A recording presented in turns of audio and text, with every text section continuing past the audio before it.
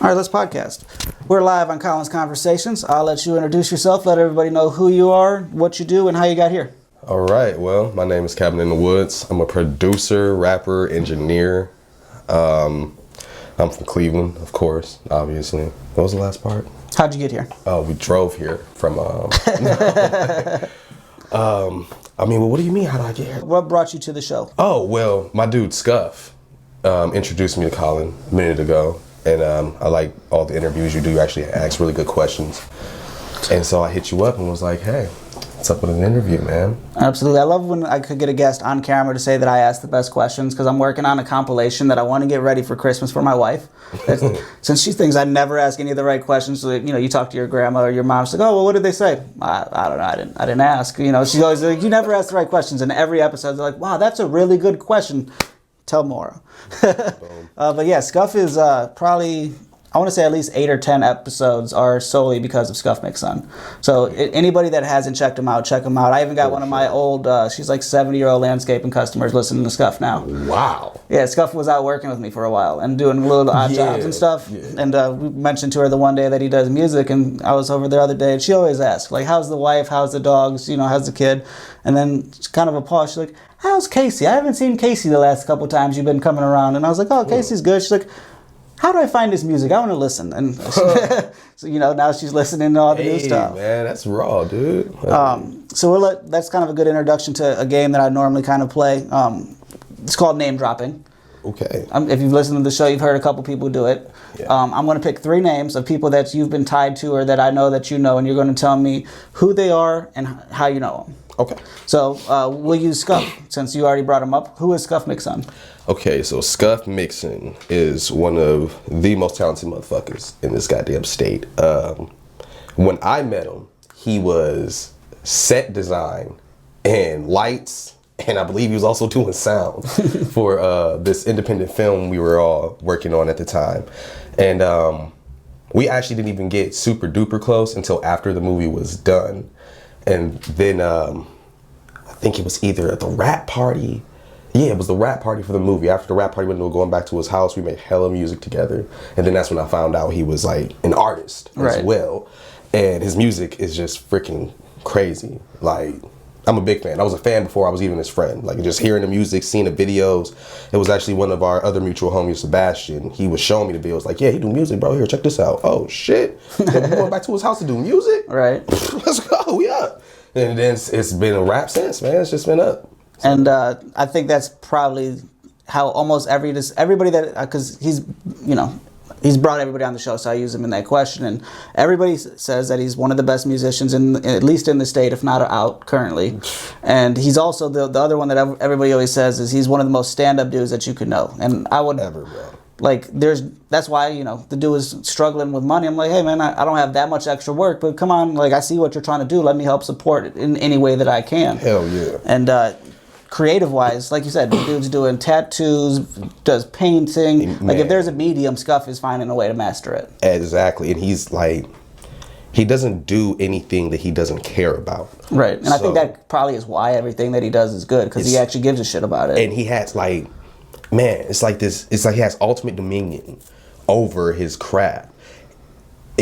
Bro, like, watching him work is crazy. It's honestly a little inspiring, for real. Because fucking, like, we work together almost in tandem. Like, that's like my brother, man. Right. Like, that's my dude, for real. But it's like, the way he thinks on different levels of stuff. Like, at first it was just us making the music, like just being the artist. And when we moved into the actual engineering and the mixing of everything, his mind like switched over, but still stayed like that streamline. Mm-hmm. Like, he's like, no, we got to do it. Like, we got this image here. We already putting the vision together. Now we're stepping in here. We're going to do the exact same thing. Where I was taking it a whole different direction, damn near just mixing, changing the way the whole song sounded. He was like, nah, you're going too cold. We need to stay warm.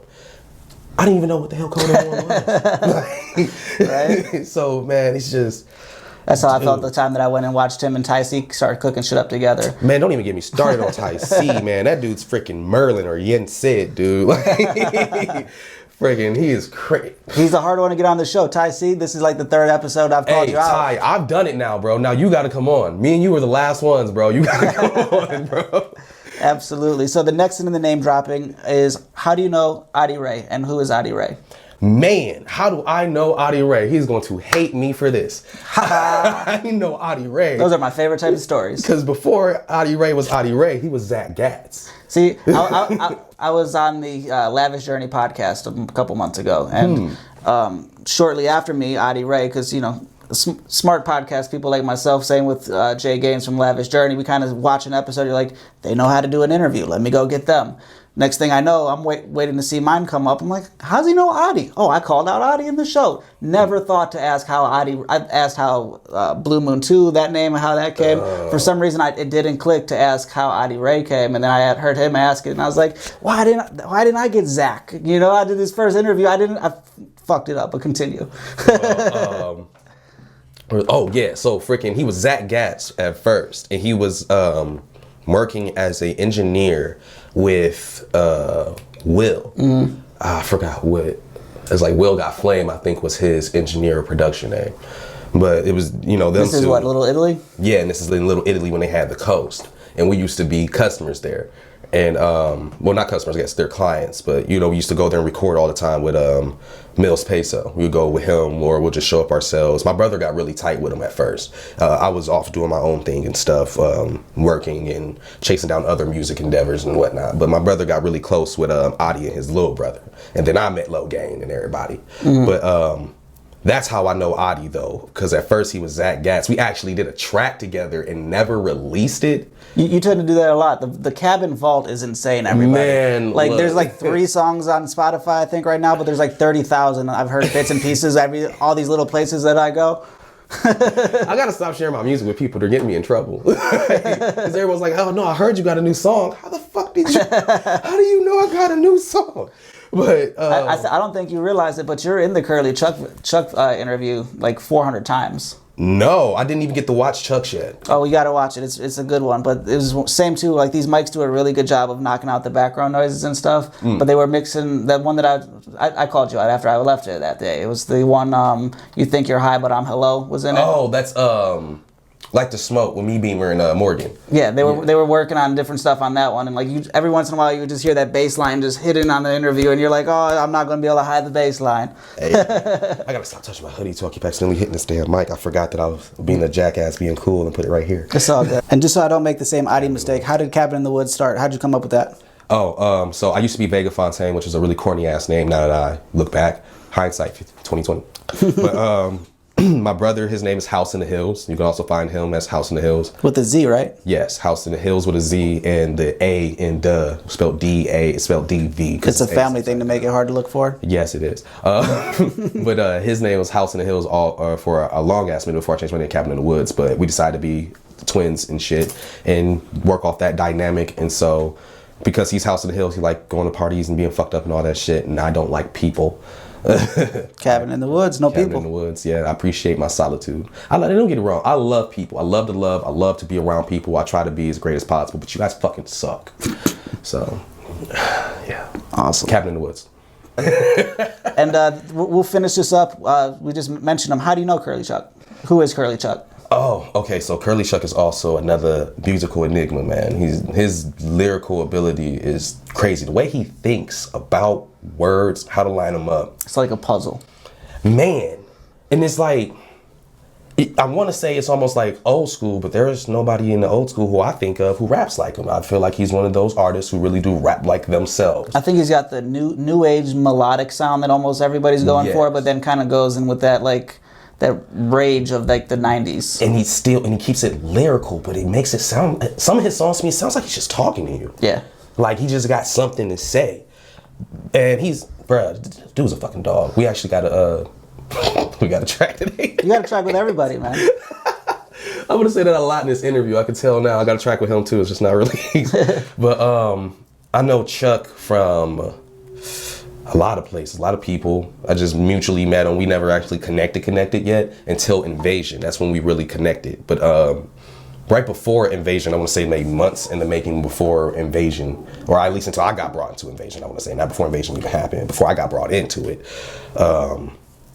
My brother paid Chuck for a verse, and Chuck came through to the studio I was working at called Cultivation. Well, I still work there, but at Cultivation at the old theater, when we was in this basement of the theater on Cedar and Lee, and freaking he came through and dropped a verse and stuff. So that was the first time I really like met and connect with him. Actually, no, I did I was in a video with him too, but dude cut me out the video.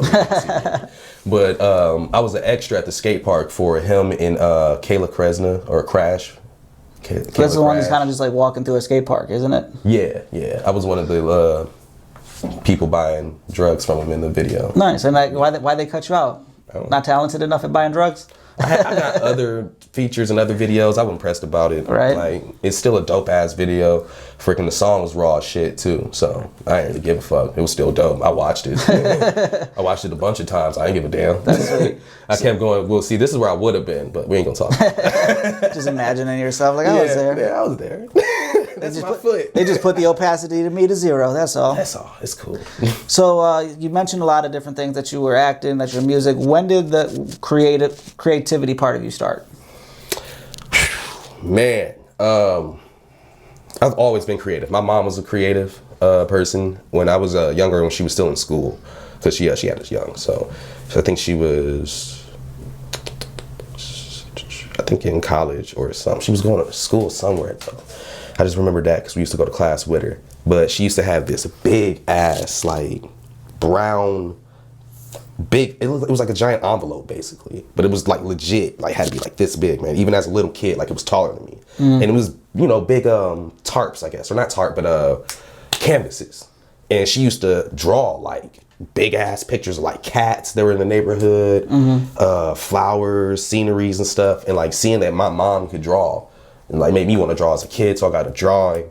Then Mark Echo came out with Getting Up, and I was already like slowly getting into raps. I didn't start off in rap. I started off in rock, jazz, and blues. I really liked old music. For some reason, I didn't know that, but that doesn't surprise me.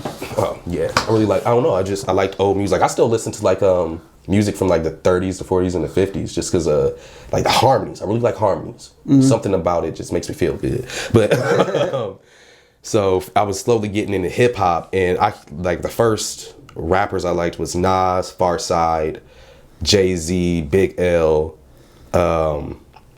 But then when I found out he was dead, I stopped listening to his music because I was a little ass kid, so I was stupid. I was like 8 years old, I think. Big ass fan of Diddy, Mace. Like I was really into like. So if it was from New York, stuff. You liked it. Basically, and now that I think about Philly too, because I like Freeway. I think Talib Kweli is from New East York. Coast, West Coast, you're definitely East Coast all the way.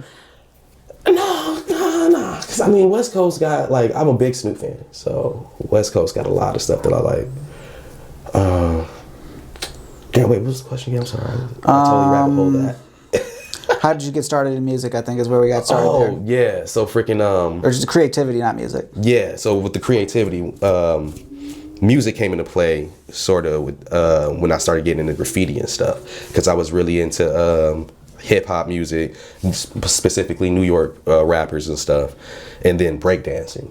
At that point in time, me and my brother were both like really heavy into dancing, and I really liked breakdancing. So I was breakdancing and shit. That comes with graffiti culture. And so with always tagging and shit, like we used to live out in Hawaii, we tag up and stuff. We listen to rap all day. Like I think we listened to 50 Cent 24/7. And freaking we would be practicing tags, and then at night we sneak down to the because we used to live on an army base, so we sneak down to the park's bathroom, and it had this nice big ass wall you can tag on. We just go do tags, do little like 4-letter throw ups and shit, and they'll come cover them up in the fucking morning before we could even really fucking see it. So we started investing in because the mall had a local paint shop, like tagging shop. We used to go get the buffer paint where you can't buff that shit out. So even when you paint over, you still see it. Yeah. So we still get to see some of our work. Right. And were you skateboarding then, or were you just graffitiing? No, skateboarding too. That's actually where I started skateboarding hard, when I lived in Hawaii. That's when I really started getting strong into skateboarding, because it's summer all the fucking time. Right. I don't have to worry about snow. Everybody's out skateboarding. My mom didn't want to buy me a skateboard at the time for stupid ass reasons I'm not going to say. But so I would have to use my friend's skateboard and shit, and their longboards, and I fucking hate longboards. They're weak as fuck. If you ride a longboard, I'm sorry, you're fucking whack. Well, not everybody, because I know my dude, Sam rides a longboard, and he's actually dope on it. So Sam Skeleton? Yeah, I'm not gonna hate on him. Sam Skeleton, we're trying to get you on too. Skeleton Studios, shout out. They were just they haven't done this? They haven't done this yet. Oh, y'all slipping, bro. No, they're not slipping, dude. They're just busy doing like real work and stuff. Oh, okay. Oh, yeah, duh. For those two dudes that take an hour or two out, you know, I mean, that's... Yeah, I wasn't even fucking there for like 2 days or a day and a half. Like, yeah, they definitely... No, they were the Colin's Instagram, Colin's Conversations page of the day the other day. That's why I thought they were on here. No, they weren't the episode of the day. They were just the shout out of the day. Oh, okay. That makes sense. Okay. No, but they do great stuff. I got Scuff put me on their radar. Yeah, no, they're freaking... Like anything from a movie to a music video to even watching them eat, you know, Polish boys and shit. Like, you don't know about that? They got a video of who has the best Polish boy in Cleveland. They went with them and what's the Asian guy's name? Band. Oh, we're talking about Bob. Or no, isn't something with a B. Either way, they go to Hot Sauce Williams and some other place. And, you know, they test out, they give their rating, they show, you know, quick, like the way they do their B-roll and everything, it just so gets you in. You're like, they made Hot Sauce Williams look like a nice place. How did they manage to do that? Yeah, Hot Sauce kind of. I mean, it's one of those places you go and you definitely get in a great meal, but you're not going for a sit-down meal, and they had a sit-down meal there, you know? They sat down at They sat down, and I didn't even know that was an option. Me neither. Which one did they go to? See, now they got me interested. You're right. Exactly. I haven't seen the video yet. That's what? Okay, hey man, y'all do. I wouldn't do it. But yeah. So freaking, basically tying in. What years were you in Hawaii? When was that? Oh, that was kid. That was teenager. No, preteens. From when I was 9 till I was 13 and a half, almost 14. So that was 2001 to 2004, 2005, I think, something like that. Did you live in any other cool states? No, actually, it wasn't that. It was 2004 to 2003 to 2007. That's what it was. And you said what? Did you live in any other cool states? No, hell no. Just Cleveland and Hawaii. That's your points of reference. That's like complete opposite ends of the spectrum. That's awesome. Just as far as living, yeah, I've visited and stayed and gone and been a bunch of places, but lived just Ohio and Hawaii. Sadly. I mean, some people, you know, I've only lived in Ohio. I've traveled all over the place, but I've never lived in another place. Exactly. I could almost say I've lived in Seattle because I spent like 3 months, 3 consecutive years. That's almost enough to say I lived there. I've spent the winters out there. Yeah, but a couple of years ago. But live. Yeah. Nah.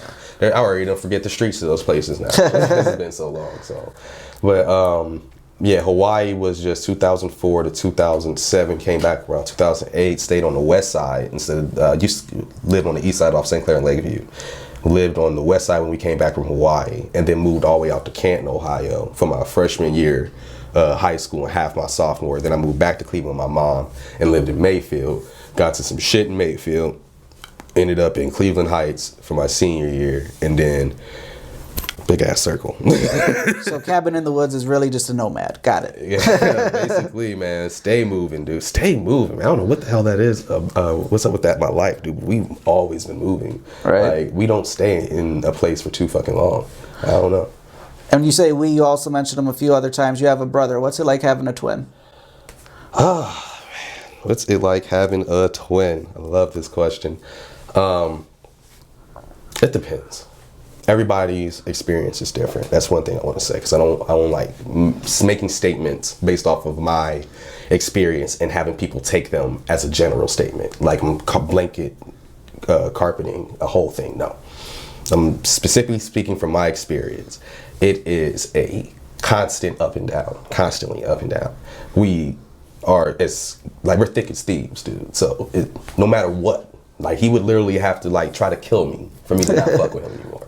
And even still, it would probably be like, that was a nice try, little bitch. But I got your ass. Don't even worry about that. We'd make a fucking game out of trying to kill each other. Like, that's how thick we are with each other. Like, we that tight. But it's fucking irritating. It's irritating as hell, dude. He's like, because he's still He's still my little brother. About 5 minutes, but he's still my little brother. So he's still your little brother, but he's also bigger than you. So that's like all sorts of different dynamics. It is so many different dynamics, angles, perceptions that come into it. Because you got to think from so many different angles, because it's not like we're just siblings. We're also technically the same person. His fights literally have become my fights, and I don't, you know these people. Like, what? Yeah, I know you. What? Like, I ended up becoming friends with some of these people who he supposed to be beefing with because they thought I was him and I wasn't. And it's a big laugh now, and it's like, no, dude, I think you're about to kill me. Hold on, man. But we all end up being cool at the end of the day, which is an odd perk of it. Being twins made us more likable. Like, we make a lot of acquaintances. I don't want to say friends because we've considered way too many people friends. And now that I'm an adult and I actually know what the hell a friend is, I don't think I've ever had friends until like 18, 19 years old. I don't think I ever had real friends. Right. So freaking, but it made us very likable, but then it garners attention, which garners jealousy and hate and spite. So fought a lot with each other and with other people growing up, caused all types of shit, created personality disorders. Freaking, it's a stressful thing, bro. Like it's like carrying around a torch that says, look at me, all day, every day, because you're a twin. It's not enough just to be yourself. You're also a twin. So then they want to ask you twin shit. Like, and it's always stupid stuff. Like, so if one of y'all gay, does that mean both y'all gay? Why is that where your mind goes when someone says they're a twin? Are you gay? So it's dealing with shit like that. Do you think that's different than if it was just like you're 5 minutes different? If you're 5 years, would it be totally different? Way different. It'd be completely different. I've seen it. I've seen people who dad's genes are just strong. These kids they almost the same fucking height. But this dude's in 8th grade and he's a senior in high school. Right. And they look just alike, almost the same height. And people think they twins, but it's not. They're 5 years apart and they get treated completely different. Even though young man's big as hell, it still be like, no, you little bro. Oh, they don't try and compare them at all, even though they look just alike. None of that. It's just like, oh, that's your older brother. The worst they get is stop trying to be like your older brother. That's the worst I've ever seen them get. And I don't know, because I'm not those people. I don't know. Maybe it's worse for them. You got to interview them and figure out their dark side of the story. But I've never seen it happen. Right. But as a twin, it's just, you just got to be like extreme for some reason. And especially when you're in places where twins aren't common. It's ridiculous, honestly, how they, I want to say, oogle at you. Because I want to use a funny word for it. But they like, are you guys twins? Oh my God, I knew it. Okay, see, I was staring at you for so long, I didn't want you to think I'm weird, so I asked, are you guys twins? What's it like being a twin? What's it like? So do you ever look in the mirror and be like, wow, someone else has my face? Yes. Yes, I do. I'm a fucking twin. I do it every day. When I walk out my room and he's at my door asking me for some shit, and I'm like, wow, I'm begging myself for stuff. The guy that was on the podcast, Jeremiah Craig, actually is one of the dudes that got me into podcasting. Funny story on the flip side of what you just said is I met him through my buddy Daryl up at Rochester Institute of Technology like 15 years ago. And it was him and his brother Levi. These dudes, I could pull up a picture, like, they look exactly alike. Like you said, 2 or 3 years difference, I think. Same height, similar hair, jawline. You're like, these dudes. And they're going to college together at the same time. So in my head, for like 10 years, I thought they were twins. I started doing the podcast stuff, and like I was interviewing their dad up in New York. He owns a metal fabrication shop. Like, not at all like a lot of my other interviews, but one of the cooler ones, just to kind of see how like a one-man fab shop works. Right. Like same like how I like to learn how you make music. I like to learn how he makes metal. I like to learn anything I don't know. I like to kind of like bring those people in and get those people. But he mentioned something, and I was like, it clicked, and I was like, fuck. Levi and JC are not twins. They're 3 years apart. And I'm going later in the evening to interview Levi. It's never aired because the footage was all fucked up. But I was like, dude, great story. I thought you and your brother were twins. And he's like, oh yeah, people have thought that before. And like, I'd even gone as far as like recommending they go to the Twin thing in Twinsburg to fucking perform at it, and nobody said shit. You know, like maybe they just thought it was me being scheming marketer dude of like, hey, you guys could play it off, you know, go get you an extra gig. No, you legit thought they were twins. I legit. Because, you know, again, like, if they weren't going to school, the same college at about the same time, like, I didn't go to school there, so, you know, I'd go up every couple weekends or whatever, and you're like, oh, yeah, it's Levi and JC. And they look exactly alike. They look so similar. That stuff, to me, man, that freaks me out more than being a twin. Because it's like, dude, what makes your genes that strong? That 3 years later, you're just like, yeah, Junior. Right? Other segment I like throwing up, since you work with a lot of different people, I like your angle on this better than a lot of others. Who are 3 artists, whether it's music, any medium within Cleveland that more people should know about? 3. You could be one of them. I mean, I guess, sure, me, for sure. Definitely, for sure, me. Never should know about me. Figure me out. Find me. Real Cabin in the Woods on Instagram. I have a Twitter. It's at Cabin by the Lake, at Cabin by the Lake, I think, or something like that on Twitter. I don't know. I don't really like going on Twitter. Twitter is poisonous. It's toxic as fuck on there.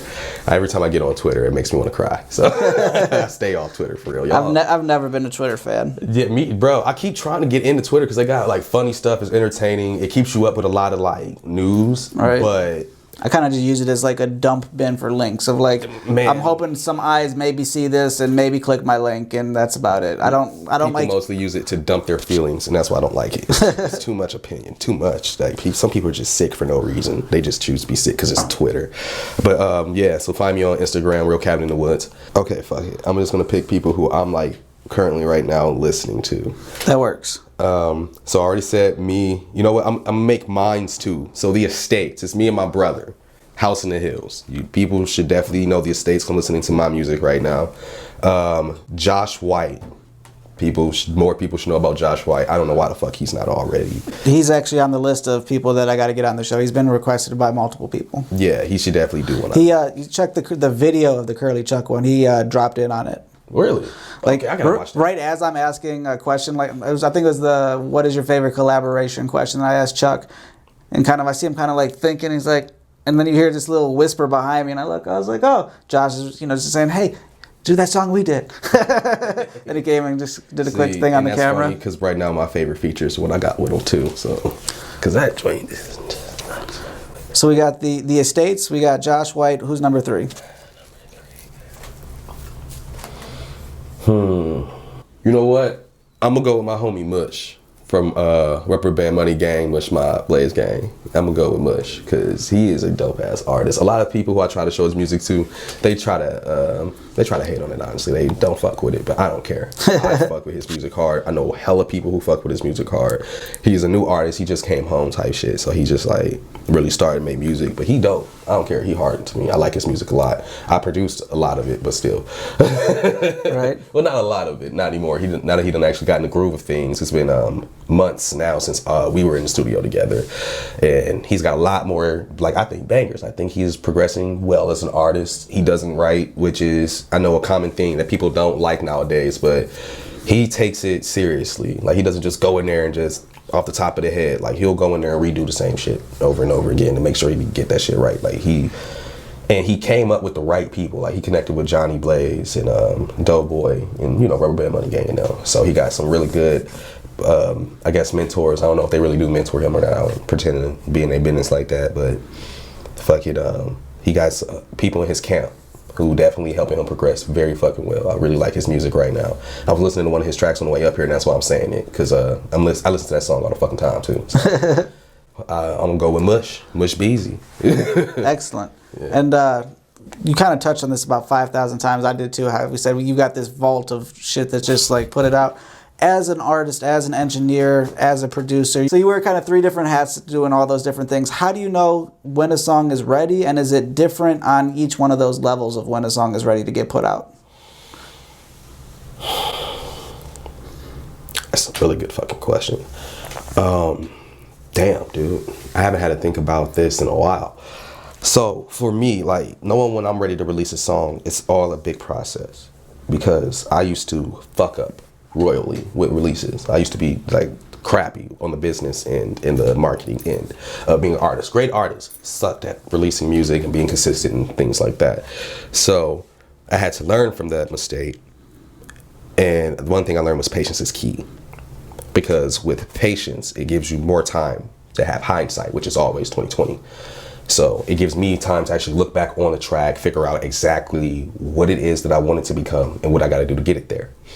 So that's the first thing that comes as like, that's number one factor as far as me when it comes to releasing a song and knowing exactly when it's ready to be released, when that mix is done, when the vocals are dropped, everything. That's the first thing that comes into play is exactly how long is it going to take, and being patient enough to go that whole time. Because most people be like, oh, I want to release a mixtape in February.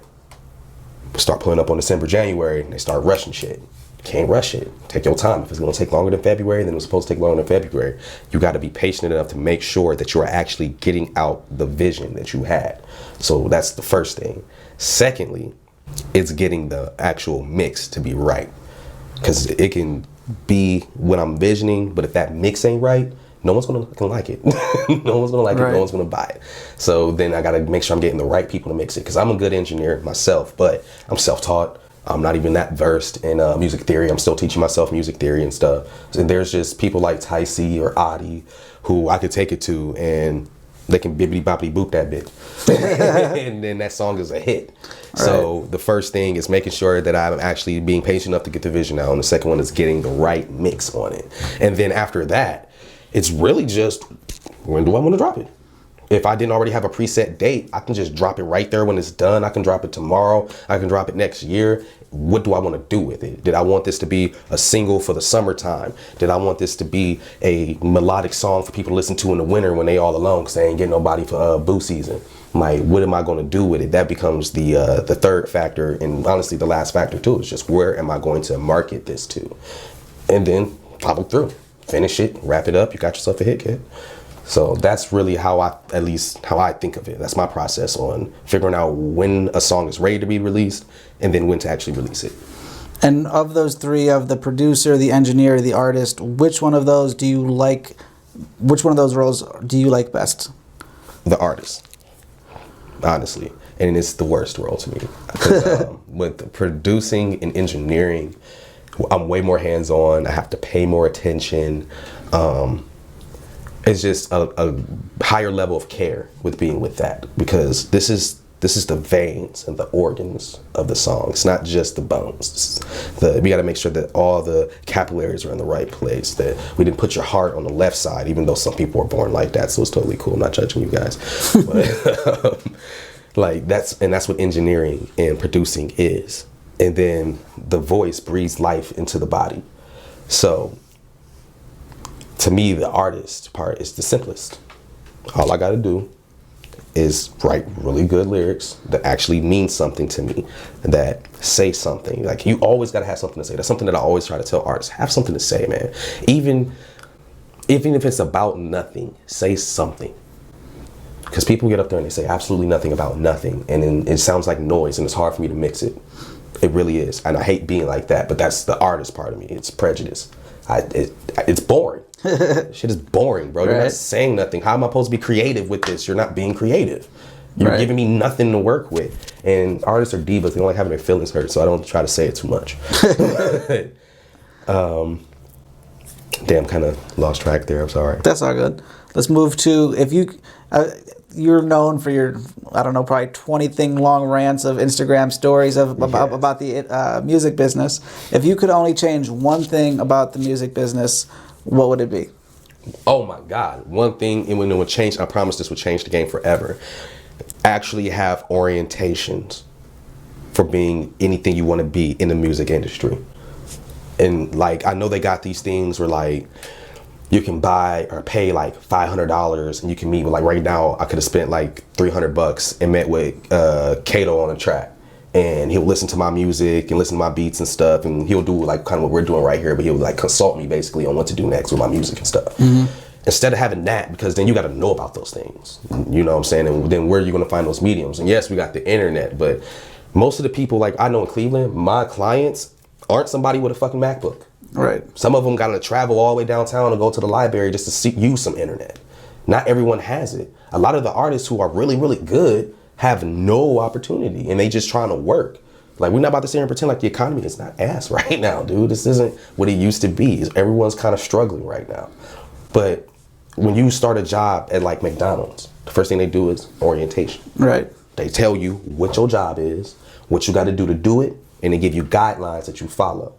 And after a while, you get into the habit of it, you're done with orientation. That's that first 3 months. And then you done. They don't need to be following you around anymore. They tell your ass, make them look flurry, you go and whip that bitch up. You don't need nobody over your shoulder no more. Right. We need that for rap.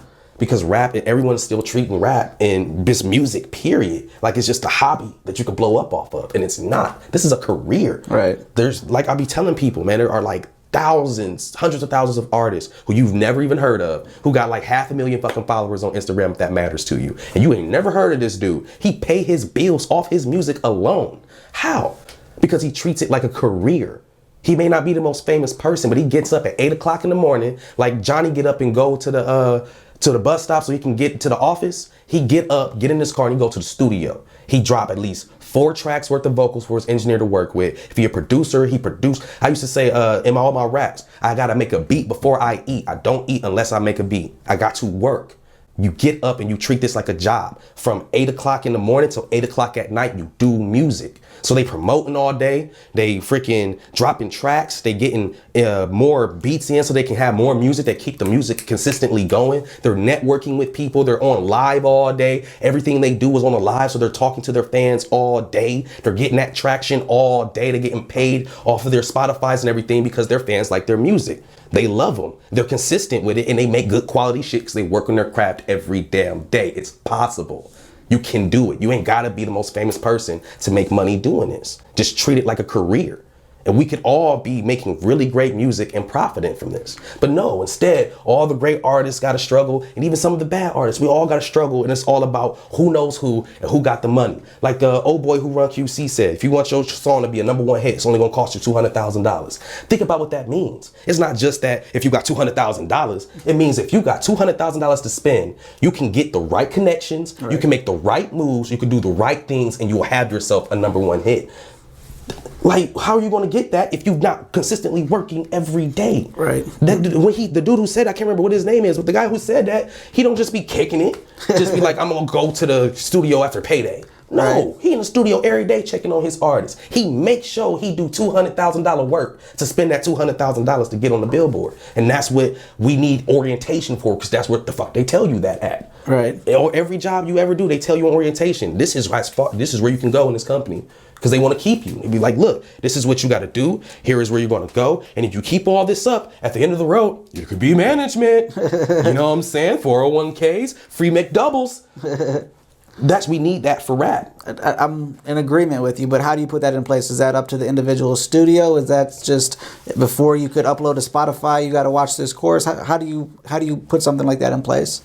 Honestly, that's the hard part of it that I'm trying to figure out, because it's like you have to get everyone on one accordance with it, and which would be a really hard thing. I think you started at, let's say you started at your studio. If before you could record with any of our engineers, you have to go through this orientation and then kind of find some way to document that process and kind of put that out to other producers and other studios to say, hey, look, we did a study, kind of use it as a scientific thing. Like you're saying, you take it as a business. You got to make a case study out of it. Say, from this date to this date, we had a big thing for you is people that kind of just fall out and, they make the deposit or don't show up. So if 15 people didn't show up and then you got an orientation in place and then you notice, hey, we only got 5 cancellations where we used to have 15, kind of, if you could show that and then take that to other studios to be like, look, this is what we're putting into place, or take that and keep it in-house and kind of make that into kind of a franchise of studios of, look, this, we run this like it's fucking McDonald's. We even have a, McFlurry machine in the back that breaks all the goddamn time. Kind of take the, like what you said, what you have there is a business idea. Yeah. You have a way to reformat it, and it's not going to be an overnight thing. You kind of have to sit in it for 15, 20 years, then kind of realize like, oh, look, all these people doing orientations. I've been doing that since 2009. See, now that's the thing. Do I want to put up with this for 20 years? Because this is going to, at a point, at least for me, personality wise. I just know this is going to be me putting up with it, because to me, I just don't understand certain things. Like when someone is clearly doing something that is going to help you. My kids used to act up in school. I didn't get that. Like I wasn't a big fan of school myself. Right. I fucking sucked at math. But like cussing out teachers and shit like that, as long as the teacher wasn't a fucking asshole or a bitch or anything, then like it'd be the coolest teachers. Kids would just be assholes to them for no reason. I never understood shit like that. Right. Like that's ungrateful. I don't understand ungratefulness. So, and I'm not saying that like artists are just ungrateful like plainly, but I'm just saying I just never understood that type of mindset, because there's going to be artists who feel like they don't need this. Right. And they're going to continue to do what they do, and it's going to work for them, because not everything works for everybody. And it's just going to be years of me dealing with artists who are like, I'm gonna try it, and then because it's not working out for them, now there's complaints and how they don't need shit like this, and I don't know. It can just go so many different ways. And it's do I want to be the one to put up with that? I would rather do an interview like this and just say it, and one of y'all can take that, please, and do something responsible with it. But because I won't. I don't like people. Dude, I'm right there with you. I've been self-employed since 21, so about 10 years now, and it's kind of the same thing of. It's not that I was too good for a job or those type of things, but it's one of those, I'm not good at watching other people take a bigger piece of cake when I could make that whole cake. Same, Man. I did landscaping. I learned that a guy was making a whole bunch of money off us busting our ass all day. I was like, oh, well, I could go buy a truck and buy the shit, and did that. Realized after going through years, I went from valedictorians to felons to retirees trying to find laborers. And if you work, guess what? You probably have a job. If you're a shitty worker, you're always looking for work. Mm-hmm. It's amazing. Kind of, you mentioned, the economy's not that great. I don't believe that. I've been self-employed for 10 years. I don't live in the greatest place, but all my bills are paid, and I make my own money. The difference there is the economy is your economy. Your economy is your economy. My economy is my economy. To try to put all of that at scale is bullshit. It's the people that you say that don't have a MacBook. They're a lot more accessible than a lot of people think. If you could fucking have a 600 credit score, you could have this MacBook for $34 a month. So that just comes down to, like you said, do you want to wake up at 8 o'clock in the morning? Because our biggest fights at this house are, I'm in this room from the time I wake up to the time I can't fucking stay awake anymore. Like, unless you tell me that we have to go get the kid or we got some other shit going, like, I'm working on making different connections, working on different products, websites, trying to figure out a new way to make this month's rent paid. Right. It's one of those, I get to that certain point of the month, I'm like, all right, all the bill money is paid. What can I do for the family? What can I do for me? What can I do for the business? Right. And some people are like, oh, well, let me go do this. I'm thinking, like you said, where can I get more clients? Where can I get more attention from? And constantly trying different things on that route. Yeah, pursue. And that's why I got out of landscaping, like I was saying, is people didn't work. So instead of having to, I learned how to fix lawnmowers, trucks, all sorts of shit in the last 10 years. Damn. Because if your lawnmower breaks in this area and you need it fixed, it's 2 to 4 weeks minimum for the lawnmower repair shops as a commercial client. Damn. You, as a homeowner, you can't go fucking 4 weeks in the spring without a lawnmower. Yeah. I got 40, 50 accounts. What do you think I'm going to do? So you have to learn, all right, they got the part, but it's going to be 4 weeks to put it on.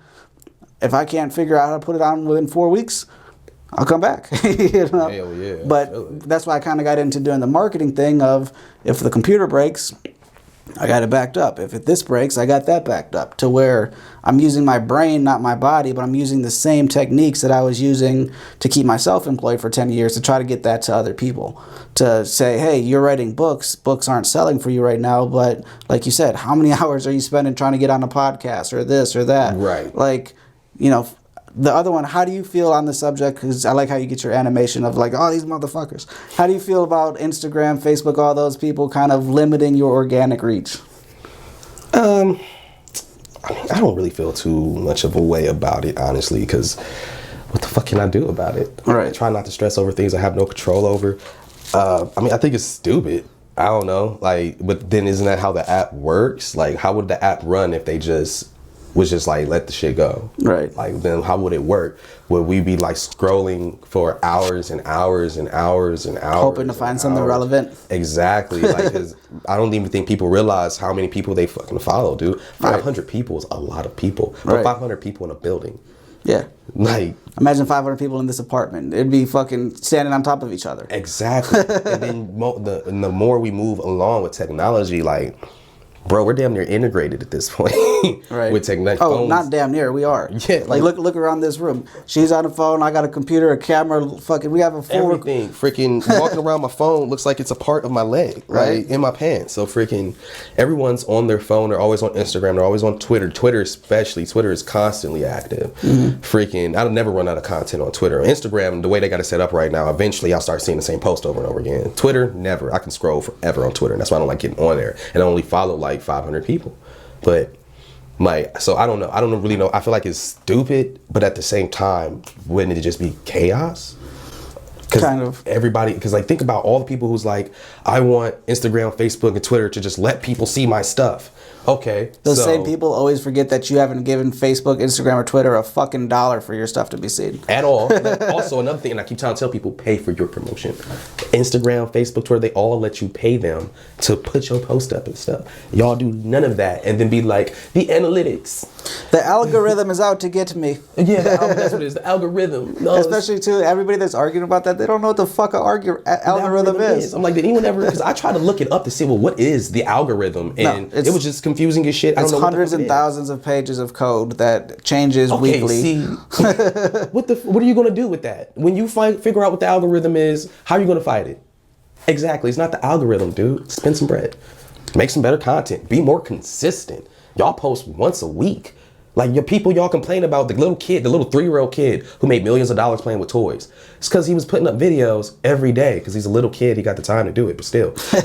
He was playing with toys every day, putting up content every day. And the editing and stuff just got a little bit better. But yeah, it's levels to this shit. I don't know how else to say it, but yeah. You touched on it earlier where people think that, you could just blow up off of a hobby. You can, but the people that blow up put the work in. I have a saying of an overnight sensation, you haven't seen the first 100,000 overnights. Yeah, which is what I was saying. Like, that's what you were getting at, for sure. Yeah, it's like it's not just a hobby you can blow up off of. Yeah, exactly. It's a hobby that you can blow up, but to blow up puts the extra work in. Hell of work in. Lots and lots and lots and lots and lots and lots and lots of work. My favorite example of it is 2 Chainz. Titty Boy. Favorite example. Anybody that went from the name Titty Boy to 2 Chainz and still has a job of anything, you're like, I support you 100%, man. But that man went through all of life and college and everything, and then went through being a rapper and a trapper, and still made it work. I want to say late. He made like $1 million off those snowman sweaters that one year. Those ugly sweaters. Really?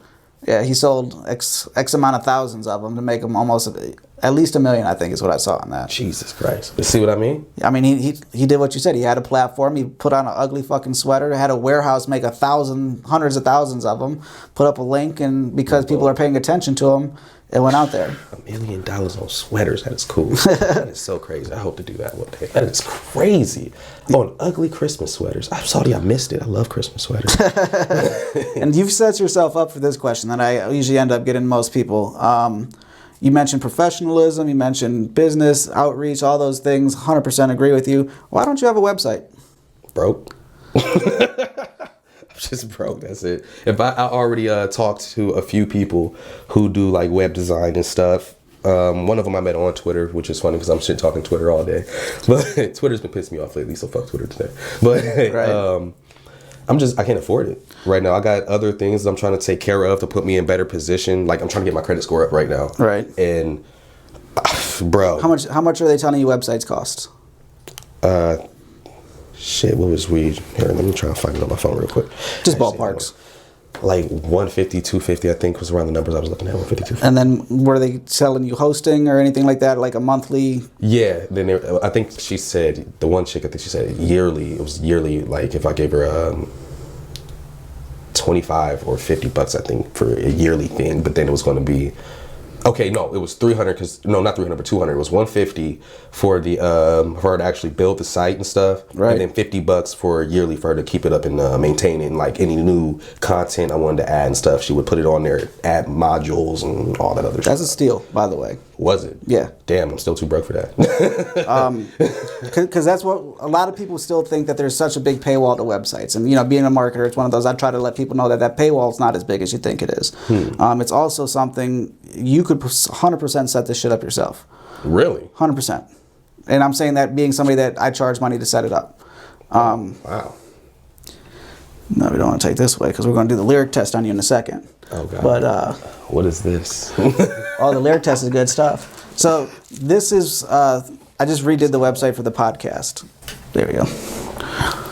So this I did in a weekend. Every episode, broken down, all of these things. We have paid advertisements over here.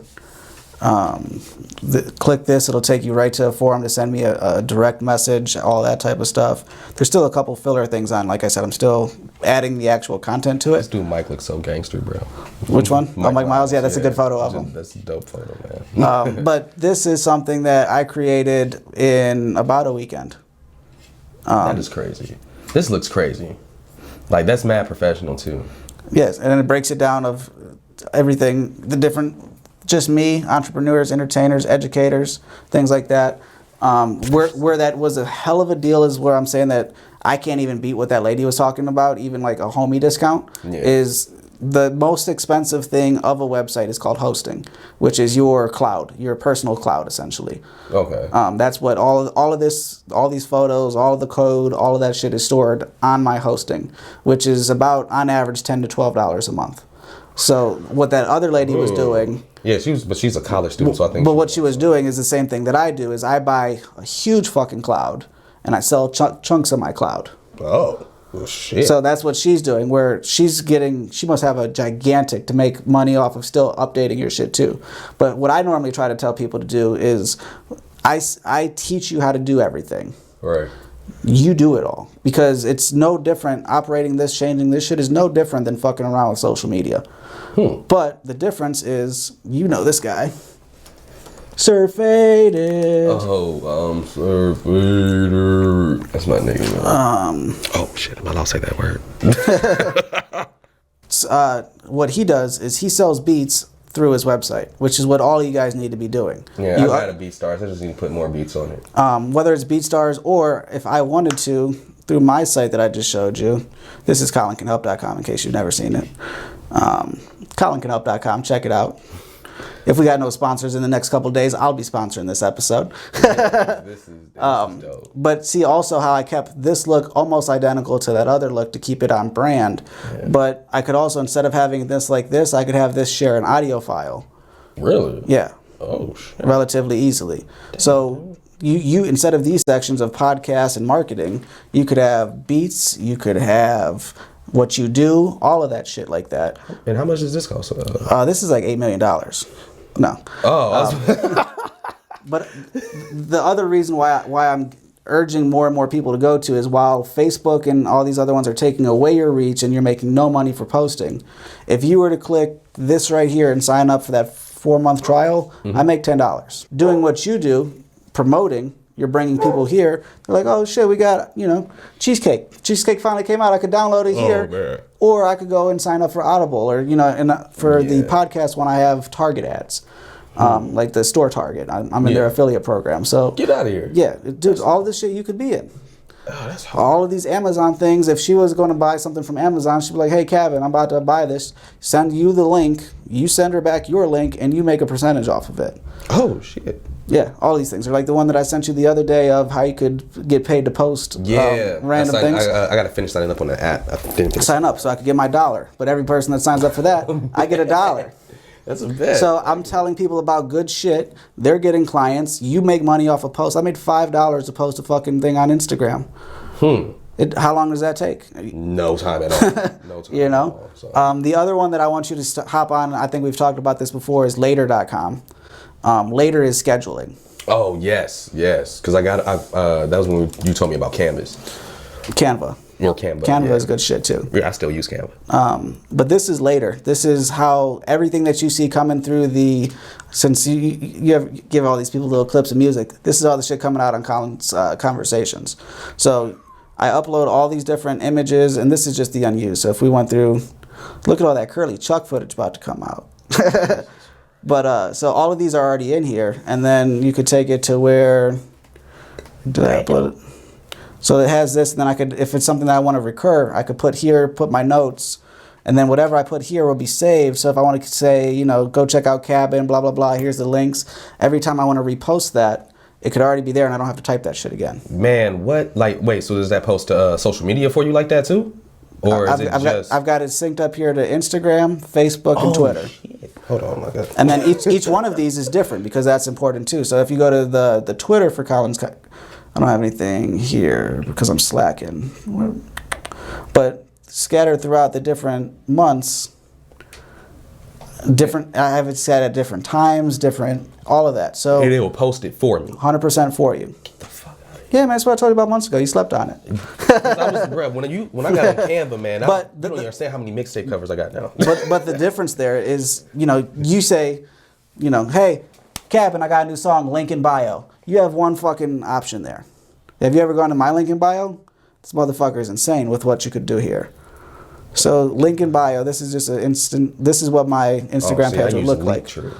Linktree, you have 3 and what do you have? You have a music video and a couple other things. But with this one, each one of these, if you were to click the Marie Kirksey, it already takes you to the Spotify episode. So when you come to Instagram, you could have hundreds of links that stay there. It's not just like the Linktree where I think it taps out at 8 or 10 for the free account. Yeah. So again, obviously we're talking little money, but for 13, 14, 15 bucks a month, look what that's fucking doing for you. Could be a lot. So what I'll do is I'll take like a Sunday evening or whatever, and I'll sit there and I'll go through my one app, the best time to post for Instagram, and it'll tell me the breakdown of the week. So I'll go and I'll schedule based off that week. Then I'll go to Facebook, put it all down, and Twitter, put it all down. So by that way, even if I don't finish it all on Sunday, the majority of my shit for the week is already scheduled, already ready to go. It's going to post at the proper times. So then I'm not stressing all day of like, fuck, I haven't posted on Instagram in 3 days because I've been busy doing shit. Right. But if you have an album release or something like that, you're a project that you're getting ready to release, you could go and individually hand put so that every day on Facebook, Twitter, Instagram is similar stuff but different stuff, and kind of not sitting on your phone all day. Hey, I got to finish this post. I got to get it up. Man, I got a note that is like all my hashtags that I want to use on posts, so I just copy and paste them because I was so tired of texting them or typing them up. That's exactly what that was talking about here. Yeah, that's why I'm like, and it'll do all that for you every time. Like, I need that. Please. It's like an assistant. Like, and on that note, I think I need more content. later's gonna be, you need what? More content. So you shoot a video. Say you shoot a video for a 3-minute song. How many pieces of content do you have? In my head, I have over 100 already in my head. Damn, really? I was thinking like 4 or 5. All right, so we have a 3-minute song. Yeah. You have a full post on YouTube of a 3-minute song. You have a full Instagram TV of a 3-minute song. You could then take that 3-minute song, break it into 1-minute sections, Instagram post with a direction to go wherever the full length is. While you shoot that video, you could also be doing a behind the scenes thing. That's at least 10 right there. And then on top of there, you take a little different post, put that to Twitter, put a different caption on, throw some bars on it, throw different... You take that one piece, just like how you see this curly Chuck thing here. I just started doing those. I think I put them all to the external drive. This has become more of a Colin can help, but you needed the help, so let's give it to you.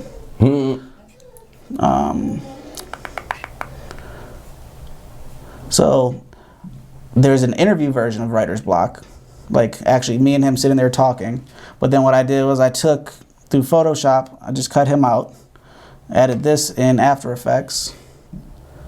So that's going... If I feel like I can... So that audio spectrum is playing with him there. So I have a text post that I could make about how Curly Chuck beats Writer's Block. I have an animated, I have a video, and then I could shoot the same video flat, or I could put tops. So where you're saying you need more content, a lot of people are having that same boat of like, how do I make all this fucking content? I take that one file and I chop it 4 different ways, the same way with what you do. If you put the bass up and down, you can make that thing sound, or a filter. It's just taking the same process that you're doing and working it to other mediums. Right, well now I gotta go through my shit. That's the thing is I kill myself with that one. Is like, I try to go through a full interview and edit it all down and then put it into what I call the archive. So we're like, I'm not fucking with it anymore. Like, it's already clips, it's already things that I could go put out. But then I'll learn how to do something like this circle thing with the audio thing. Yeah, and then I'm like, now I gotta go figure out how to do all of them. Because this, like all the podcast covers are that with a square, but then with Canva I learned how to take and make a straight circle image with no background. Wait, you did that with Canva? Not the audio thing. Oh, okay. Everything else is with Canva though. Okay, this is great. But this one, I learned how to do the audio spectrum, and as soon as I learned that, I was like, oh, the main part of the logo for each episode is a circle. Right. So if I could put that in between it, and then I also, the same clip of here, this is how more you could go deep with it. I made the same clip, but with white. I made the same clip with white and red. So when you're seeing it, it's, as the viewer, it's hitting you as something different. But it's the same piece of content. Okay. Bad. Absolutely, but that's enough of that. We could tell you more of things, but the reason I like to tell all those type of things on a podcast is you're not the only one that is going to be like, damn, it could do all of that. I can do all that? Yeah. Let me get it done then. So let's move back into your expertise. But this is the lyric test. What I like to do is I like to play a part of your song and then stop it. And if you finish the lyric properly, once we start playing, you get a point. If you don't, I get a point. Oh, shit, okay. There's only been one rapper to not do good on this. And that's okay. I'm gonna fuck this up. This is your new song. What can you tell us about it? Okay, so Please Relax isn't that new. But it's one of your newer ones. Yeah, this is a new release, but the song, I wrote it, I think a year ago. I think I wrote it a year ago. I think I actually also had it like recorded already, and then I re-recorded it with Adi.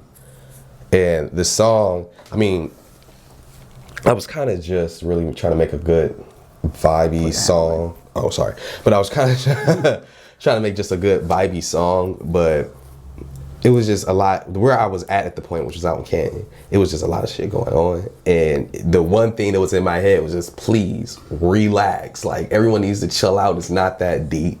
And so that's how I came up with the hook for it. The main tagline, which is please relax. Sucking niggas, always taking shit to the max. Like, always just, because it was just a bunch of stupid stuff going on around me at the time. Not even just in Canton where I was at, but like in Cleveland with people. You get on social media, just a bunch of, like, everyone's just so amped nowadays. Just like, can y'all relax? Like, why does every time you get offended, it's got to go completely to the extreme? You can't have your feelings hurt and it just not go anywhere. Absolutely. So that's what the point of that song is, guys. Is when you hear it, just think, let me chill out. Hey, maybe it's not that deep. Please, relax. So let's get a quick sample of it and see how well you know that song. If you rollin' gas, then you know I got your back. If you need that gas, then you know I got the pack. I said, please relax. Sucking niggas always taking shit to the max. please relax. Suckin' niggas Always taking shit to the max.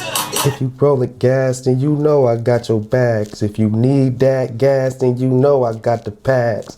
I said, then you know I got your back. If you need that gas, then you know I got the bag. I give you 100%. You passed that one. You've listened to it before. because that one, all my older songs, it's hard for me to remember them because I wrote them so long ago and I'm trying to remember the new lyrics right now. So the next one I got pulled up, we got Never Again. Any stories behind this song? Anything that people need to know about it? This song was specifically made to be performed. There was a lot going on personally with this one. There was a lot going on. It's a lot of personal content in this one. And I just had a lot of angst and frustration to get out. And I haven't made a song. Because everyone's used to me being all like chill and positive and making vibey music and stuff. As Beamer would put it, we need chill cab for this one. So this was one where I got to actually be like raucous and vulgar and like be real about the bad side, because it's okay to be bad sometimes, man. Like you wouldn't know what good is if you didn't be a little bad sometimes. You just can't be out here hurting people and shit. But that's where that beautiful quote from Colin's, I think it might have still been Colin Can Help podcast back then. It might have been Colin's Conversations, but Scuff Mixon with the best quote of the year. I'm Scuff Mixon. Try to be a decent human being. Everyone's going through shit. Be there for your friends. Make music. Get tattoos. Fuck shit up politely. Yes, politely. Politely. Everybody's got to fuck shit up. Just do it politely. So let's see if we could stump them. Did you make this beat too? Yes, I did. Most of my music, I make the beat. Never look bitches again, never trust niggas again. I don't have friends, I only parlay with my fam. I only parlay with the bands, I crush on my ex, blow it. Ain't coming down and you know it, roll it. Got more beans for me, got more green for me. I need more energy, never. Oh, never again, never trust niggas again, never love bitches again. I don't have friends, I only parlay with my fam. I only parlay with the bands, crush on my ex, blow it. Ain't coming down and you know I'm rolling. Got more beans for me. Like, I mean, I know this song. You can't stump me on this one. Can't stump you on this one? Not this one. This is me. This is me, bro. Like, no, you might as well skip this. Ain't coming down and you know I'm rolling. Got more beans for me, got more green for me. I need more energy. Like, bro, this bitch is so lit. Yeah, if Maura was here, she'd be just like jumping to the ceiling with that one. Oh, man, especially on speakers, dude. That shit makes me. Oh, and since we're on camera, honey, I do listen to you. I've told him twice to put out cheesecake now, so talk to that man. Dude, it's Scuff.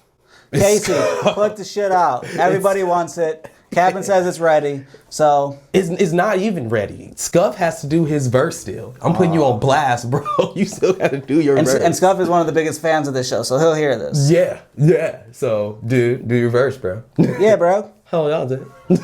Stop trying to take over the world and put out all your own stuff. Cabin needs some stuff too. Oh, dude. How'd you like that new dirty backpack they put out with Curly Chuck? Man. Okay, so first off, I've been hearing that song for a minute. Right. So, haha. I've already heard it. But it's crazy. I've been, like, every time I hear it, it feels like I'm listening to it for the first time again, which is crazy because there's not too many tracks that I actually enjoy like that, especially that aren't like mainstream songs and shit. But it's I don't know, man. It's weird hearing all three of them together, but it's still dope. Cause like when I thought of them together, I definitely didn't hear that kind of sound coming out. So even when they was like showing me it still didn't have Chuck's verse like completely on it and stuff.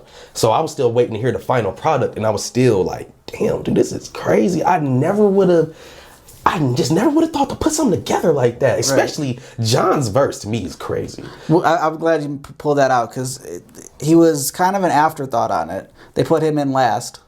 They had Scuff first, then they put the Chuck on the background, and they had that little bit in the middle. Yeah. And then that's where they ended up bringing in John. And John's verse, like you said, it's like 14 seconds long, and he fucking comes hard all the way. And just runs on it. And it's like, it was just so like, I don't want to say unorthodox, because, I mean, art is art. Everybody has their own interpretations, and they all stroke the brush their own way. No homo. But it was just the way it was structured, the way they put it together, and the way they executed. It was an experience for me. It's the best way I can put it. And that's what makes me like the track so much, because it's like I feel like I'm actually experiencing something, especially when John come on, like after Chuck, because I'm used to Scuff. So I already, and then, I've listened to it so many times. So the Scuff part is always solid. Then Chuck came in with his sauce on it. It was like, okay, all right. But when John came on, I wasn't expecting it, especially not like that. John is the most, like, for those of you that haven't seen John of Dirty Backpack, I describe him as a teddy bear. He is legit. He looks like Winnie the Pooh if he had a couple beers. I mean, that's kind of fucked up. I would have called him more like Ted from Ted, the Ted movie. Ted is way more accurate. Especially with the bongs and everything, but definitely. He's just such a chill, relaxed fucking dude. Like, yes, man. I've never seen him not 100% mellow. And then like every time you see him hop on the track, you're like, where did that guy come from? Why are you so upset? Why are you so? Not even upset though, but like he just goes.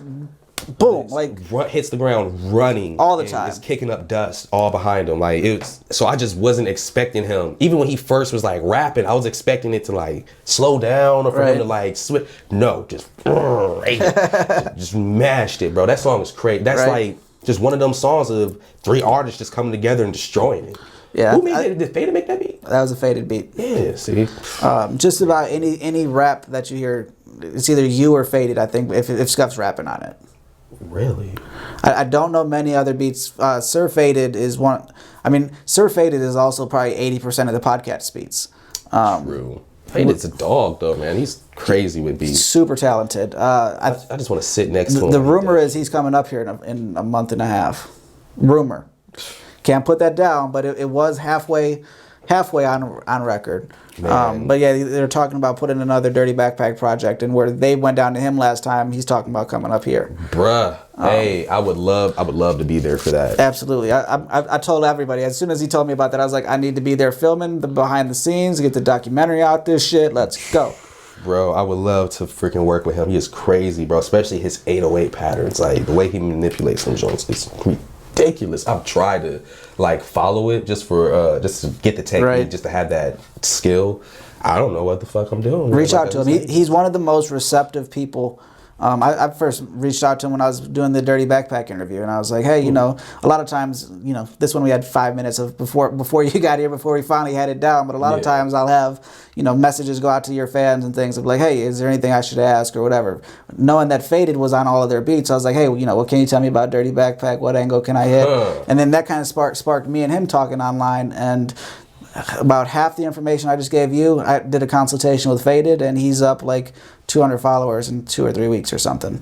Just because, he's put in what my theory and put in his work ethic behind it, and he's got a good enough product at the end of it that it all kind of comes full circle. Excuse me, Jesus. But that was Dirty Backpack fucked it all up. Let's back to the name. The last lyric test. What do we need to know about Jericho?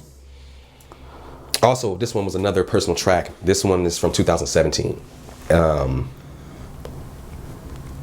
Alcoholism, I don't want to say runs in my family because it's really just for beer.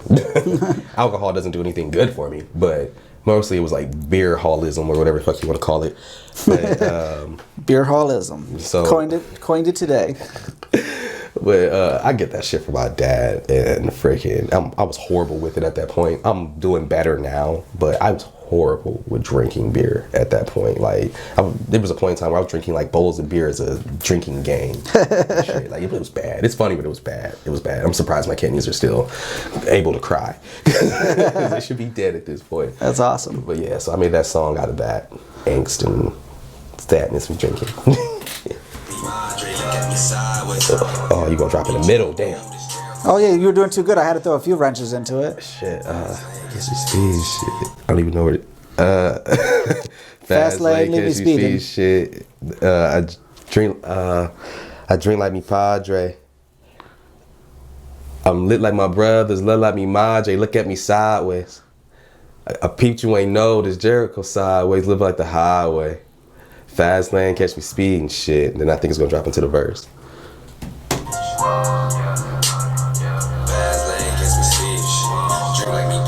Yes, okay. I'm lit like my brothers, lit like me madre. Look at me sideways. I peeped you ain't know this Jericho sideways. Yes, I got it. Oh god.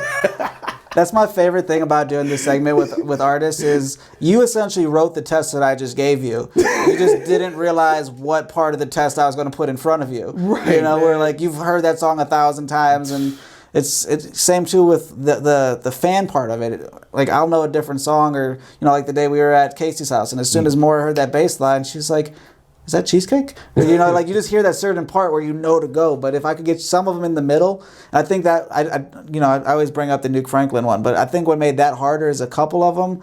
I read them like like the ludicrous white man. Remember those skits? Yes. Like the girls going wild, but like the white man doing it, talking as white as he could. I was like, oh well, what is this lyric from?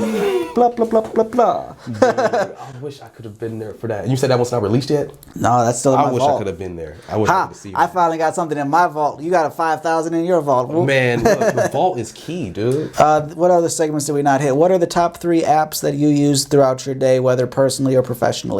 The top 3 apps that I use throughout the day. Notes, my Hotmail app, Touch Grind, the skateboarding app. I'm actually on those. What is Touch Grind? Is that kind of, to me that sounds like the little It's a skateboarding game. it sounds like the little tech deck thing, but like digital, no? Yeah, that is almost exactly what it is. Here, I'll show you. This is brilliant. This way you could have the fun of skateboarding and not break your fucking ankles. Exactly. And it's like, it works better when you actually know how to skateboard and shit, because then you know the dynamics of skateboarding, because you actually got to flip the board like it's a real, like, As somebody that skateboards, how accurate is it? very accurate, 100% accurate. It's even sponsored by, like, this course I'm on right now. This is one of the Street League courses, and right now, if anyone who knows about skateboarding, Street League is basically like the new fucking X Games for skateboarding. And so, like, Street League is sponsors it and shit. They actually let them take digital versions of their course and put it in the game and stuff. So it's 100% legit. I love it. I recommend it for anybody who skates. It's $4.99 on the App Store. You know, they got freemium fucking purchases in it too if you want the Street League courses and whatnot. But Touch Grind is dope. It's my favorite app. Freaking to be on all the time. It helps me think straight, believe it or not. That's why I'm able to even talk straight now. I've been talking all freaking stupid all day. But I don't know, it just helps me think straight, being able to do this. I can literally go in circles doing the same tricks over and over again. And then when I'm done and I hop off of it, I know exactly what I'm about to do. I go get it done. I don't know, it's just a really entertaining game, and it also helps clear your mind. It's like a relaxing kind of game. Kind of like the little spinny things that they were using for a while. It's my version of a fidget spinner, which is actually kind of funny because the easiest trick to do on there is a pop shove it, and that's literally like spinning the board. Right. So it's kind of funny you said that. That's awesome. So let's wind it all down a little bit. A couple of things. I always like to get a little bit more education out of you, just for everybody that's watching. Somebody that wants to be a music engineer. Do you tell them just run away, or if they wanted to start, what are the first couple steps of becoming a music engineer? Okay, so I am not a 100% official engineer, by at least by my standard. I don't think so. I had to teach myself this shit. And the only reason why I even became an engineer is because I was with friends who were opening up the theater, and I didn't want to just not be doing nothing that's just an artist. And most of the artists who I look up to also engineer and produce. So I just really got into it to learn the craft, and then I can make money doing it. So I made it my profession. But one thing I guess I definitely would say be the first step is to produce. Learn production and take a audio engineering course. Learn music theory if you can. If you want to skip all that and you want to do the YouTube producer way or whatever, then cool, do that too. But learning the basics is probably the first thing you want to do, and like actually learn it, not just have your homie teach it to you so you just know what buttons to click. Learn what those buttons are and why you're clicking them. That is the true first step, because honestly, once I learned what the buttons were and why I'm clicking the buttons, not just to click them, any DAW I get on, whether it's Pro Tools, Fruity Loops, Logic, I can mix on any of them. Basic plugins, Waves plugins, ask anybody. I can mix on anything and I can give you a good mix. And it's because I actually know it. Not just know what I'm doing, I know why I'm doing what I'm doing. And once you figure that out, the only difference between Fruity Loops, Pro Tools, and Logic is that the attack button is over here, then they also threw the gain and the limiter over there with it. So now that's all one button. Once you just figure out what buttons are where on it, it's literally the same exact science. It's very simple. Well, not very simple, I don't want to say that, because engineering is actually very, very, very, very complicated. But, I mean, the learning of it can be simplified, I guess is what I'm trying to say. But you got to know what you're doing and why you're doing it, not just how to do it, which is what a lot of people think about engineering and producing and mixing. It's just, well, how do I do this? Oh, you just do that. Okay, and then they just do that. They don't know why I just did it. They don't even ask, right. Well, what did you just do? They just go like, can you, matter of fact, instead of asking, how do you do this? They might as well just be asking, can you do this for me? Right. And that's not how you learn. You'll never learn anything. You're doing it that way, because then it got to points where I was working with like M-Stacks, and he asked me to do something that I knew how to do, but I was on a new DAW and I didn't know. Right. I didn't know why I did it. I didn't know how exactly I did it. I just knew how to do it, but I didn't have that plugin no more. Right. So now I got to figure out. So I had to go on YouTube, and it was like, okay, so what you're doing is this. And you're doing this because of this, and it'll give this effect to it. Now I can do that effect with a bunch of different plugins, and I watched one video. Right. So that would be my first step, is like actually learning the music theory, learning why you're doing the stuff you're doing, not just how to fucking do it. Because then at that point, you might as well just ask your homie, hey, can you do this for me real quick? Because that's really all it is. There's a lot of similarities to that too. You kind of take. I think you take a little bit of credit away from yourself for self-taught, where I give myself a lot more credit for self-taught. Like beginning of this year, I had no idea how to use Premiere, After Effects, any of those. I could do a quick couple things on Photoshop, things like that. But what you were saying to me, I'm listening in the range of things that I actually do. And if I didn't go just learn how to do audio spectrum or whatever to actually, because like you said, and all the Adobe stuff, same with, and thanks to Adi Ray too, DAW, Digital Audio Workspace. Learned that one in that interview. Sorry, my bad. It's anybody that's watching that clip already knows, but it's one of those like, I hate when people talk in acronyms because you're like, I don't know what the fuck that means. But yeah, it's all right. He broke that down. I'm already, and see, the podcast is taking me on the right track to know what people are talking about. But like same with Adobe, where like Premiere and After Effects, like the workspace is all the works. That would be the VW instead of the AW, but like it's all about the same. It's just different effects are here and different things. They just move the buttons. Yeah. So if like you said, to understand the process of what am I really trying to do, all right, I think of breaking down and follow the powers, how I do mechanic fixing, where that, like you're saying, all right, I want to change the spectrum, so I need to go to audio because that's an audio thing, and kind of from there you're learning. And this is my toolbox for this, or this is how I add bass or whatever, Exactly. Yes. What is worse in a mix? Too much bass, extra noises, or crackles? Because I know a lot of people think that loud is good, and I've learned through doing the podcast that loud is never better. No, it's not better. Actually, it's recommended during some of your mixes to actually turn the volume down low so that you can actually hear what sounds are standing out. Gotcha. So loud isn't always best, and that's something I learned the hard way because now my hearing is probably all screwed to shit. I just can't, bruh. I'm telling. What did you say? What did you say? He's not ignoring you. He just can't hear you. I just really can't. Like even with my hood up right now, people are muffled. Like it's horrible. I'm stupid. But man, that's a really hard one to pick because it's like, okay, are we talking quality? We talking about having to mix that shit out? Because I freaking, man, okay, background noise is easy to get out with the right plugins, the right tools, the right know-how, the right setup. You know what I'm saying? If the situation was just right, you can do some nice equalization to get some background noises out of. So I'm just gonna take that one out. That's not that bad to me. At least I haven't ran into an issue with it that wasn't immediately solvable or immediately I knew, well, we just fucked up, you gotta redo it. Crackles and bass, those two are really difficult ones to pick from. Where do the crackles come from? That's just like the extra on the highs? Like you just got your high end turned up way too much. Like maybe in the equalizer you turned the highs up and then you put maybe another equalizer in there, turn the highs up, or you compressed it with the highs really high up. So now the highs are infant sized and it's not enough noise there. There's no other instrument covering that frequency. So it's just air. It's just empty noise, white noise, just crackles. And I hate that.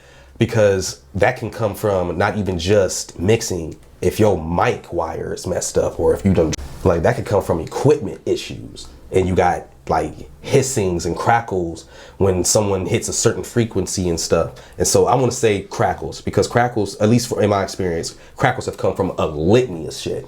And it's taken all types of money and time to fix it, and it's ruined so many good sessions, and we have to come back and redo it, but the energy ain't the same. So crackles have had more of an impact, whereas the only issues I really had with 808s being too loud is it in my personal music, and if I'm trying to perform a song loud and my 808's about to blow the speaker out. But normally it ain't nothing for me to just, all right, there you go. And 808's fixed. But I hate that with an engineer, or being an engineer, when I got a customer who gets a YouTube beat, and YouTubers who like, they do little sneaky stuff to get you more pressed to buy the beat. So they'll like either not mix or they'll turn up certain instruments. It's kind of like how people put like the watermark on an image, that type of thing of like, basically, look how good it could be for $5. I'll take that shit away. I'll take it away. So, because the tags nowadays, people got, I think they got apps or something like that takes tags out of beats. Like it's crazy.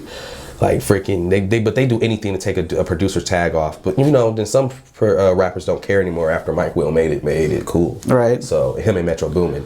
That's always been an interesting thing. Like my dad growing up, kid, your music's awful. He's like, I like what's behind it, but what they're saying, like I can't understand it or I don't like it or whatever. Where like it's amazing how the rapper in hip hop, at least, the rapper gets all the credit for making the song good. Right. And they, like you said, they showed up with this job for what, an hour, a couple hours, however long it might be. But then, you know, the producer, like you're saying, they're trying to cut the beat, the name out. But how many hours did they listen to that loop to make sure that that beat that caught your attention was perfect? Was perfect. Hey man, it is what it is. That's why I don't knock YouTube producers who do stuff like turn the 808 all the way the frick up. Right. So it sounds good on your phone. It sounds good in your headset. Right. And then you get to the studio on real speakers. And I got to turn my speakers down because you about to break my equipment. Because what the hell going on with this 808, bro? I don't know. I just got it off YouTube. Right. I'm thinking you know the producer or something. Like, yeah, no, you just YouTube producer. I just downloaded it. They do stuff like that. And that's aggravating because now I got to somehow mix this low without like basically fucking up the whole low end of the beat because the kick is in the low. Sometimes there's a part of a snare that lies in the low to mid low.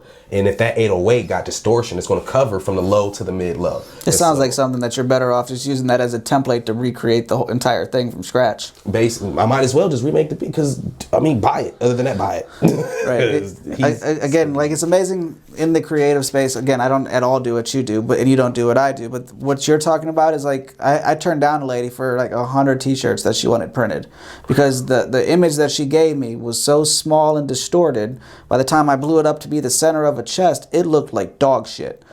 And I'm like, I can't recreate that. I'm not that talented to recreate it. You know, I had enough shading and different things. And I'm like, I can't copy that. I could do the framework and everything, but I can't make it look like it does. And it's going to look bad. And they're like, well, can't you just print it? No, because you're not going to pay the bill. Hey, you know, like this, when I'm trying to help you and tell you, whoever sold you this logo, it looks great on, like you said, it looks great on social media. It looks great on your phone. On your phone, but in order to blow it up or to take it to a different set of speakers, you'll never know. You're not about to have me do this work and think you're not about to pay me my Absolutely. Work. I'm sorry, and especially if I told you, dude, I don't think this is going to work. Yeah, that lady, I think I quoted her. It should have been like a $400 order. I was like, it's gonna be like $2,000, and she's like, what? I was like, well, when you realize how many times I'm gonna have to go and redo this logo in order to make it look somewhat feasible, like I've got a week in this one logo. Like I could make you a new logo, it's $50. Yeah, you know? But to recreate that one, like it's just not gonna work. Might as well just go ahead, rebuy that joint, tell them resize it. Excellent. How I end every interview is I call this the digital soapbox. I want to center the camera right on you. You get 1 minute to end the interview on any note that you want. Whether you want to go something promotional, you want to go inspirational, however you want to end the interview, it's 100% on you. Oh, shit. Damn. Whenever you're ready, your minute starts. All right, I'm ready. Go. Okay, so this is my soapbox. Dude, please chill the fuck out. It is way too much shit going on right now. I don't know what's wrong with y'all. I know what's wrong with me, and that's the only thing I can really speak on. But I don't know what's wrong with the rest of y'all. But we really need to chill the hell out. We are taking way too many things seriously. We're letting our own personal shits get in the way of the greater good. We are all so capable of being our greatest selves, and instead we try to be these other things, these other peoples, and achieve shit that ain't true to us for other people who we don't even like, or you wouldn't even be doing the things you're doing. Why lower yourself? So stop, please. I'm tired of seeing it. I'm tired of being a part of it. I'm tired of feeling bad for people all the time. It's starting to make me angry. I don't want to be angry. Makes my lips ashy. Excellent. So that was end the interview. On top of that, how do they find you? Anybody that listened to you for this last hour or so, how can they find you? You can find me on Instagram at Real Cabinet in the Woods. You can find me on Twitter on Cabin by the Lake, Facebook CJ Hanley, or you can just find the Cabin in the Woods Facebook page. On YouTube, we are The Estates. You can find us. We have music videos on there. Spotify, Cabin in the Woods. Apple Music, Cabin in the Woods. Amazon, Cabin in the Woods. Instagram, Cabin in the Woods. I don't know what else. It's all Cabin in the Woods. I'm just Cabin in the Woods. Cabin in the Woods.